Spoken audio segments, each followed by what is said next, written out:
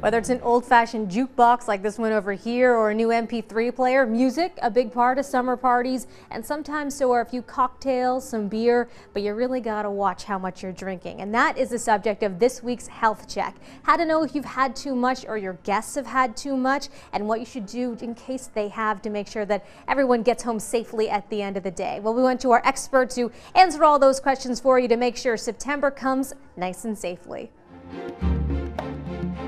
I think in the summer months, the thing that people have to remember is if they're planning, any activities of any kind in terms of boating, swimming, whatever you like to do in the summer, if you're combining alcohol with that, you might want to have the alcohol after the activities are finished.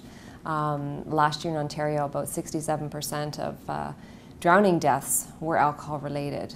Other things you might want to keep in mind is if you're out, at a restaurant or something, and it's great during the summer to sit on the patios and have a few drinks.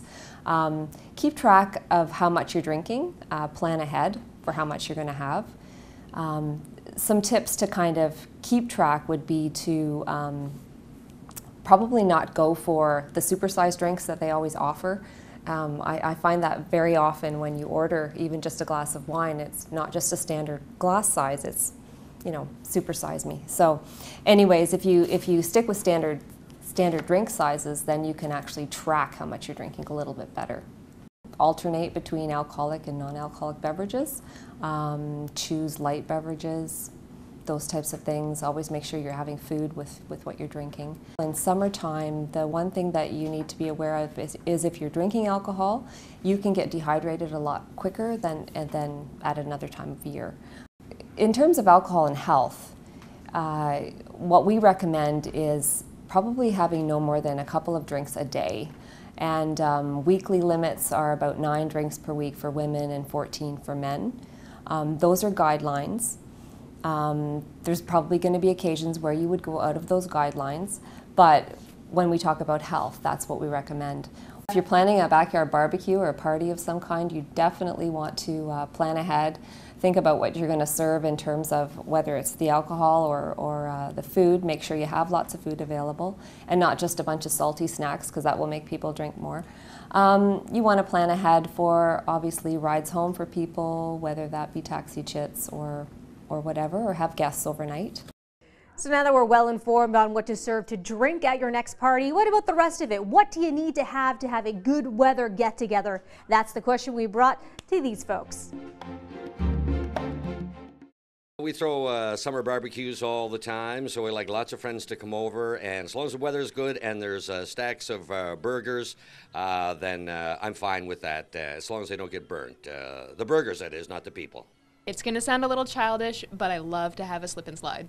It's quite possibly the best thing ever when you get a whole bunch of adults doing that, and it's absolutely awesome to have at a party. And how do you keep from having any injuries related to that? Well, you don't buy the standard slip and slide that's meant for little kids. Usually we make our own out of plastic sheeting, and just be careful. That's the only thing I can say. It's one of those activities where alcohol actually isn't really good for it at a summer party. A third of the female cast of Baywatch. Do you ever have them stop by, or is this a dream scenario? Not as of yet, but we're still waiting. It's all about the nacho dip. There's all sorts of different types of nacho dip, so if you're going to a party, there has to be, I'm going to say, at least 3 different types of nacho dips to sample from. That's a summer party for me. As we age, it becomes harder for our immune system to fight infections. This means that older adults can become seriously ill if they eat contaminated food. If you're over the age of 60, you should take extra care in handling, storing, and preparing your food. You should also avoid eating certain high-risk foods. For information on how to protect yourself from foodborne illness, visit Health Canada's website or call KFLNA Public Health and ask to speak to a public health inspector. Today's Health Check is brought to you by KFL&A Public Health, working together for better health. Visit kflapublichealth.ca.